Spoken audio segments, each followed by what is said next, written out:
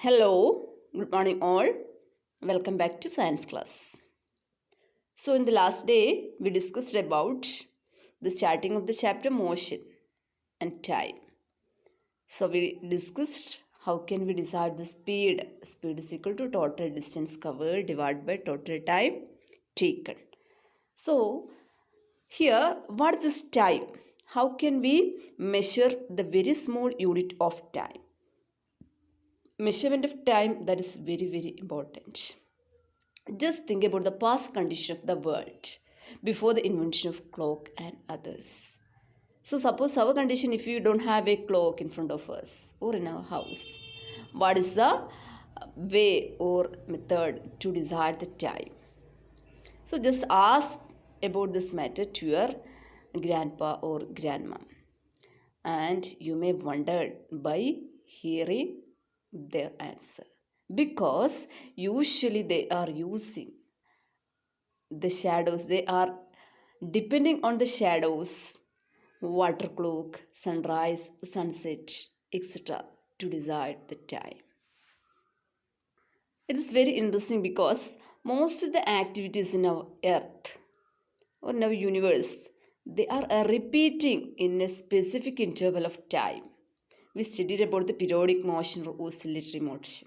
What is the speciality of that kind of motion? A motion that repeats itself after a particular period of time. Okay, think about the pendulum of clock. What type of motion is that?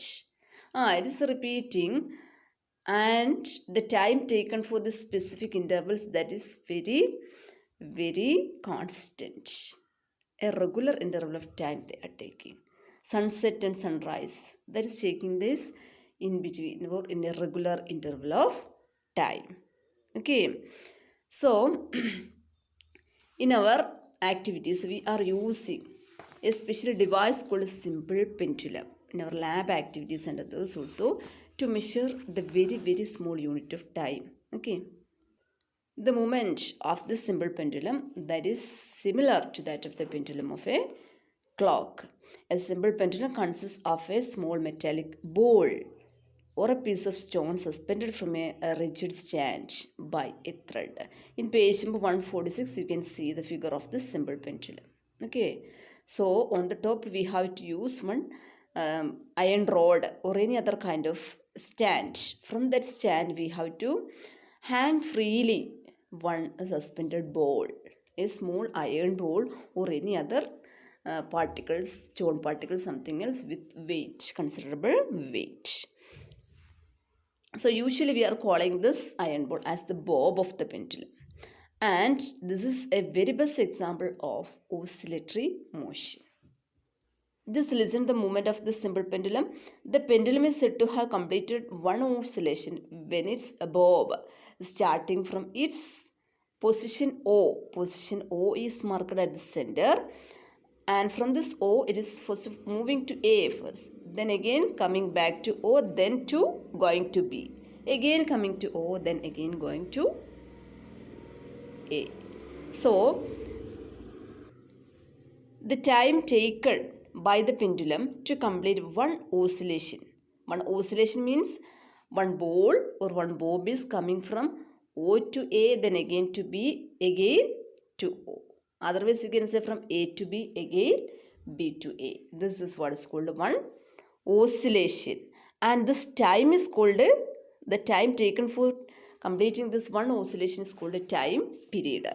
So in lab we are doing this activity by the help of one stopwatch. Stopwatch can determine the time. Very easily we can measure the very short units of time, that is second. So here is one lab activity. You can see in activity 13.2 by using simple pendulum. Okay, with the help of a stopwatch you have to measure the time. You can select number of oscillations, 10 or 20 oscillations you can count. But when you are starting this oscillatory motion by the pendulum, you have to on the stopwatch. Then time also you have to note. So here this you can see by taking 20 oscillations, for completing 20 oscillations in the first activity, the time taken is 20 seconds. Sorry, not 20 seconds, 42 seconds. For covering 20 oscillations takes 42 seconds. Then how can we find out the time taken for one oscillation?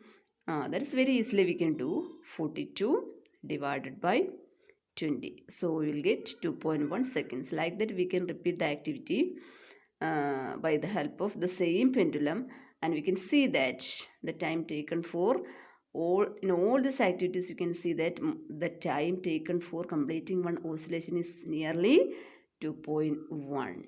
Okay, then what are the units of time and speed? The basic unit or standard unit of time is second. That is why we are using this measurements meter per second. Meter per second. If it is kilometer, then kilometer per hour. Okay. So this kind of measuring devices, old devices, just a sand clock, water clock, and then shadows, etc. They were used widely in most part of the world before the invention of this pendulum, this clock, quartz clock, and others. Okay, but now we are using the standard units of measurement such as meter, seconds, etc. by the invention of quartz clock and others. Okay, the remaining part that we will discuss in the next class.